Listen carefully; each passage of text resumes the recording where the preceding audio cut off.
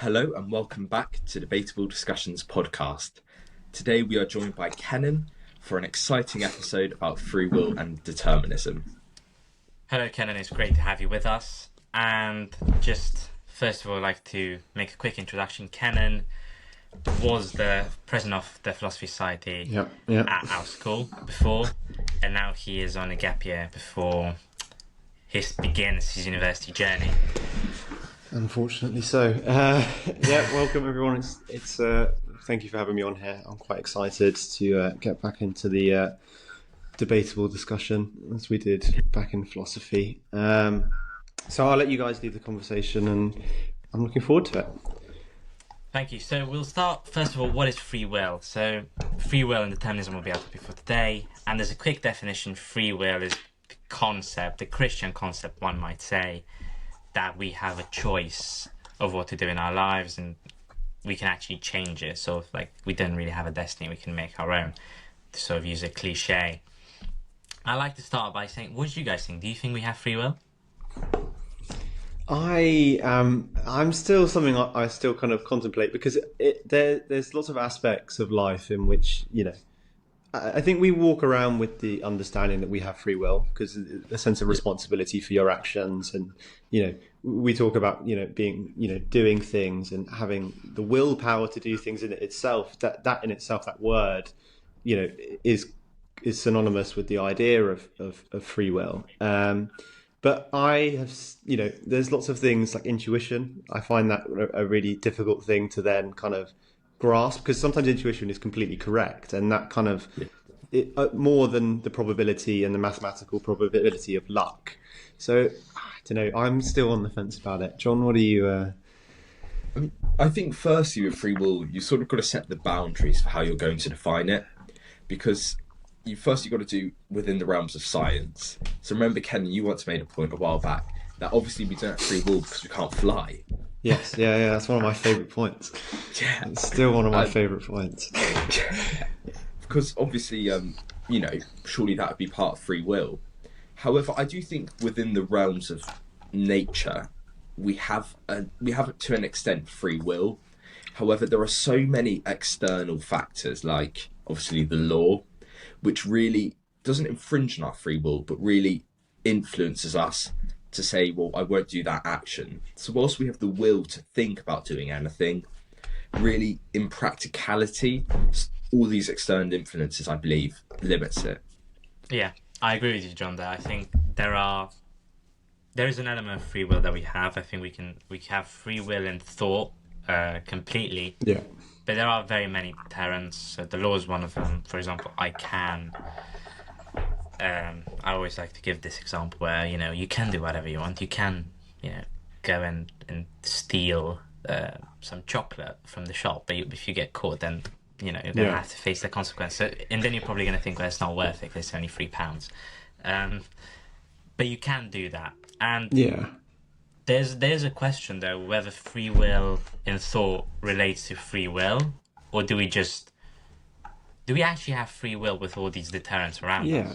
I think it's interesting, actually, the point, going back to your point, John, just before I move on to Diane's, that talking about parameters. Now, I think that for me, that's one of the most troubling things about free will, is because are you truly free if you are restricted by... Now, obviously, actual law is something which is an element of free will because man has created law. It's not, but in terms of natural law, that for me is troubling with free will, because and that goes back to my previous point, which I made, that I can't turn into a pigeon and fly even if I really willed that to happen. So for me, that's where it troubles, because if you look at the definition of free will as stated in the beginning, it's an ability to, if you really will to do something, you wish to do it, you should be able to do it. So I think that's interesting. But I think then, Diane, going on to your point, it's such a difficult topic to kind of to grasp your head around, because you kind of got to work out, well, how free are you? Because where I stand on your guys' point of it is your level of free will, I would argue, is probably more a level of determinism. It's determinism with variation rather than the absolute freedom. Because for me, there's no kind of spectrum of freedom. You're either free or you're unfree. Now, there can be the illusion in which, for instance, prisoners in a prison have a sense of freedom in the sense that they can walk around the prison, but they can't leave like that. Do you understand the avenue? Yeah. So I think that's my take on that. Maybe controversial, I don't know, but yeah. And moving on, actually, as well, Diane, you're a Christian, but in the Bible, I'm right in saying that they believe that we have free will. Yeah, so it's believe from... Yeah. This is taken from Adam and Eve... sorry. From Adam and Eve in the Genesis when they eat the apple. So this is basically sort of... The idea of them rebelling against God means that they have this choice. They have the choice whether they want to eat the apple or not, and then it gets transposed into us on Earth having choice to do some actions or to not do some actions at the same time. But to what extent would you say that? Because many sort of like scholars will say it's sort of slightly contradictory of like the God of classical theism. Because if God did design us to have free will, then why didn't he do that in, let's say, an all-loving world like he is? I mean, Kenan or Diane, do you see any issues? Yeah, I see your point there, John, because I think that the biggest issue that we have with when I say we, from an atheist or an agnostic perspective, is with free will in religion, and especially for Christian with the God of classical theism, is that the idea of omnipotence. If there's a sense that humans have omnipotence means all powerfulness. There's a sense that if you have the choice to do something in which God has no control over, in the sense of being able to sin, for many atheists and agnostics or non-believers in the God of classical theism, that's a difficult thing to grasp. So Dan, how do you kind of handle that point? I use an analogy. I see God as more of a mind reader. So I give this analogy every time. It's like, if let's say I ask you, John, think of a number between 1 and 50. Yeah. I can't make a choice for you to think of 47. But the moment 47 comes into your mind, I can see it. Right? That's how I view it. I view it as more of a knowing. Right. But I can't change what you do. Maybe I can influence what you do. So, for example, if I have a 47 in the background, or I plant something, for example. So, like, for example, if I don't want you going, I don't know, let's say I don't want you to go out of the house today because you'd be in a car crash, whatever. I'd make it torrential rain. But, you can still go. You'd be heavily deterred. But I see God as sort of planting things, if you know what I mean. Mind reader, I don't see it as a compulsion. That's how I deal with it, in a way. And do you think that, as a Christian, do you feel more as a sense that, because I'm right in saying you believe in free will? Yes. So do you feel then that having that kind of the idea of God in your head, in your in your day-to-day life, do you feel that is imposing on your free will because you feel constrained to maybe follow certain practices in Christianity you may not 100% agree with? I don't really think so. I think it's more like the law. If we can, I think for me it's more like the actual law. You can break it if you want. We break laws all the time, really. Frankly, whether knowingly or unknowingly. In some countries, you're not allowed to cross the street unless it's a I don't know how to call it. A crossing, A crossing, yeah. So we did that all. Of that. We did that all the time. Yeah. So, that's how I view it as well. I view it as in, I think about it, but at the same time, I also don't really. If I don't agree with something quite heavily, I don't subscribe to it. Full stop. Yeah. And do you think? Oh no, you guys meant to be questioning me, but I know with free will, I think one of the biggest questions in which I find it is obviously whether you believe in determinism or free will. That obviously has an effect on how you lead your day-to-day life. Oh yeah. Do you guys feel that if everyone subscribed to determinism and we just thought everything was our life's already planned, past, future, and present is already somewhere in the cosmic universe ready for us to just enter into, do you think that would change people's behaviour on a day-to-day life. Yeah, I think determinism would definitely, because you see it when people are sort of say things like we're all going to die anyway. Yeah. Like, you only live once. So I think with determinism, and especially the idea that, like, you know, you're going to have to do certain things inevitably, or like even it makes you a lot less. It definitely changes the way you are. Whereas if someone believes they have free will, you could definitely see how they'd be more of perhaps a more spontaneous individual. Yeah. Just because I think it can almost be more of a personal philosophy. People have free will in the sense that they don't mean it in too much of an academic sense, perhaps, but they're like, I have free will. You know, I'm just going to do whatever I feel like. So I think in perhaps modern culture, having sort of, you know, that idea of your own personal philosophy of free will is quite liberating. What do you think? I agree, and I think also if we all believed in determinism, I feel people would stop trying so hard in some fields. Yeah, I don't think we'd have this much advancement because everyone's like, well, I mean, if it's meant to happen, it's going to happen. I'm not gonna get out of bed today. Whilst with free will, you've got this sort of, you know, I can make a real change and a positive impact. What do you think, Kenan? I think I definitely agree with that, because I think the reality is if everyone subscribed to determinism, people would become unmotivated.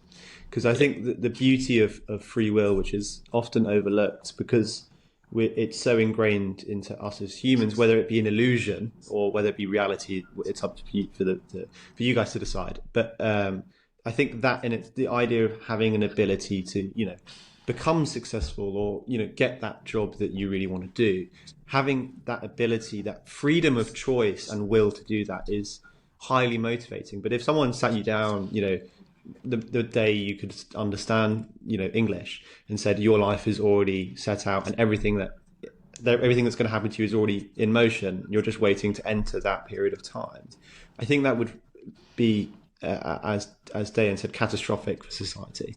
I think we'd probably still be living in a cave. Frankly, I don't even think we would be in a mud hut.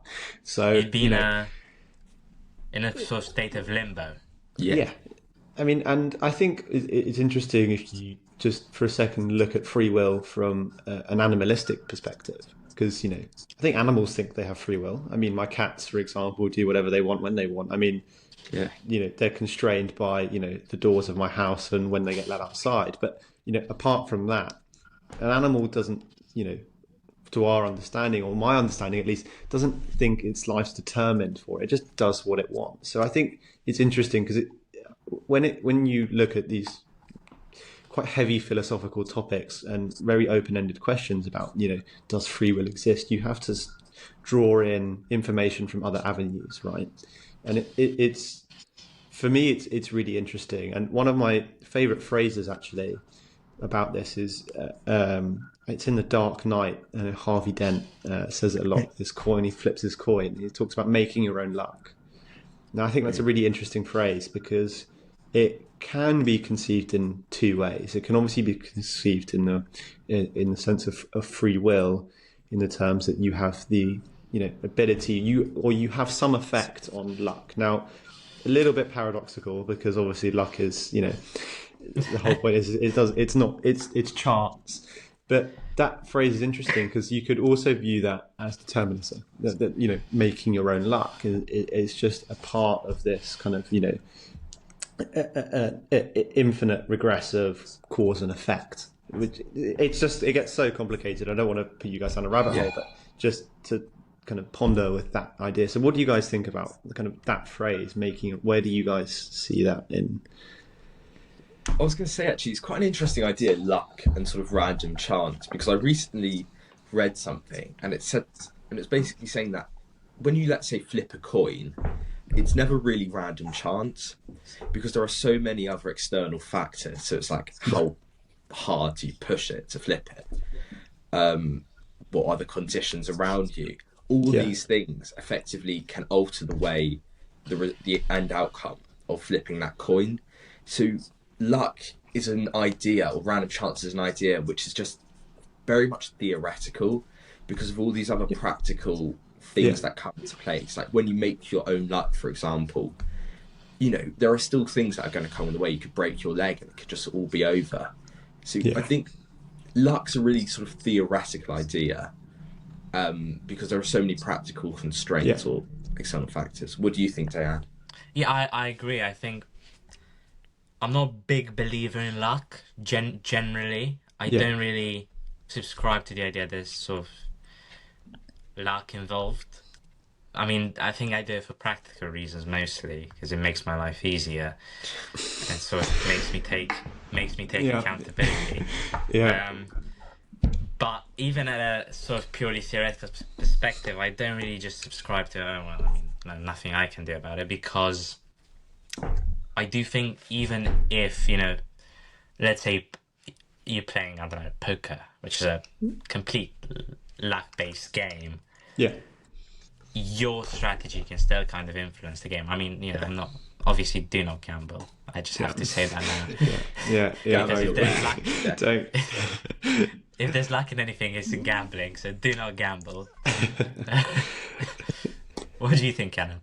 I think, yeah, it's interesting with luck. Now, I think I definitely agree with some of your points in the sense that you shouldn't go around with the idea that you're a lucky person. I think there definitely are lucky people, and the reason for that is people are born with terrible conditions, but like from birth, these incredible defects. People suffer great loss or tragedy or injury for absolutely no reason, right? They wake up one day and they have a congenital disease or illness. Like people suffer from all these things. So in that sense, I do believe in luck, but not in we were talking about gambling or things like that. I find it very difficult to grasp that kind of idea, because this all is completely linked to free will and determinism. Is because luck is a really interesting thing, because a lot of, if you take the perspective of people who subscribe to determinism, you'll find that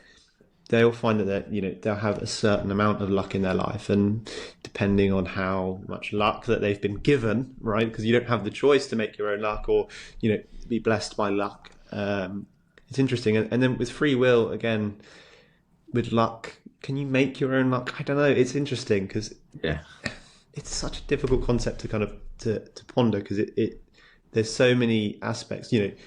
Some people, and it's also highly subjective, because some people will think every time they get in a car and they don't get in a car accident, they're lucky, right? Because people do get. So there's so many avenues. But if we kind of simplify it a little bit, I'd probably go with, I do believe in luck to an extent. That's probably where I would. I think you can definitely, also coming back to that phrase, make your own luck. I think you can definitely improve your odds.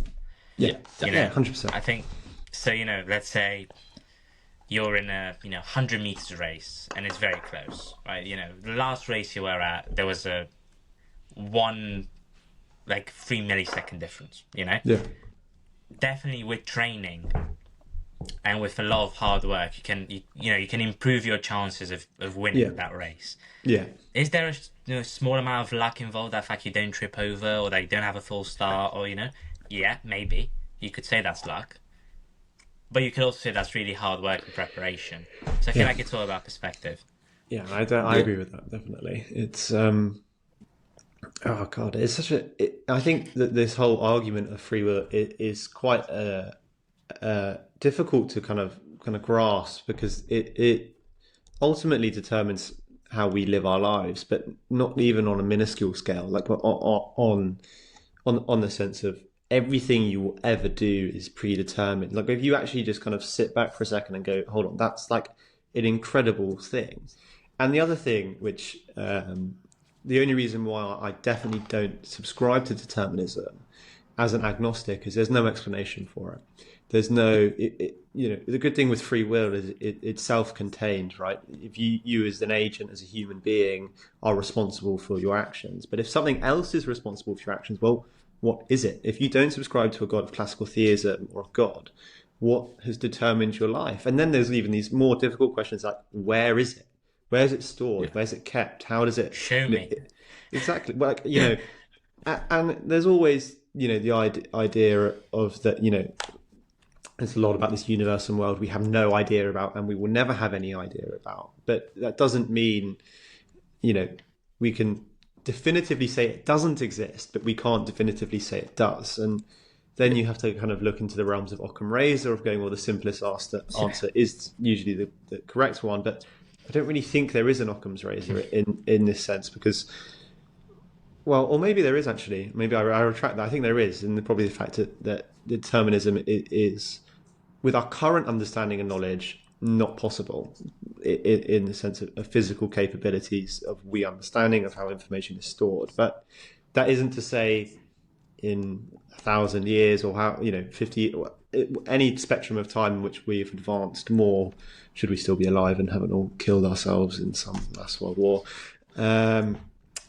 be able to understand this. I mean, one of my favorite things I went to recently, I went and watched the Interstellar re-release in the IMAX. Wow. Incredible thing. But that in itself really actually coincidentally sparked my kind of ideas of free will in the sense of them going through a wormhole to another time hole. But this idea of traveling through time and space, it does lead you to the question. I mean, I'm going a little bit down a rabbit hole here, but of, if we do have determinism for everything, is it only exclusive to human beings? Is it exclusive to planets, to the universe? Does the universe have its own determinism? Like, there's so many of these questions, but then also free will. Now, free will is usually only associated with, cognitive beings, not like rocks and stuff. But then again, you have to kind of look in the sense of, can determinism and free will exist in the same universe?